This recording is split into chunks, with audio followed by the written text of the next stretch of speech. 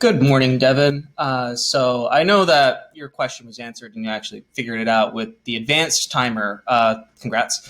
But I also just wanted to tease something that we're working on.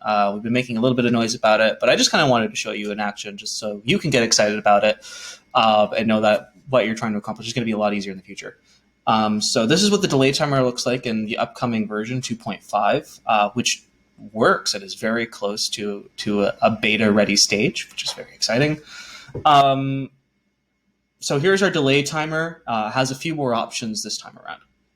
So in order to put an event or start an event on Thursday, you could change this to a day of the week, and then you could add like the first, second, third, or any Thursday.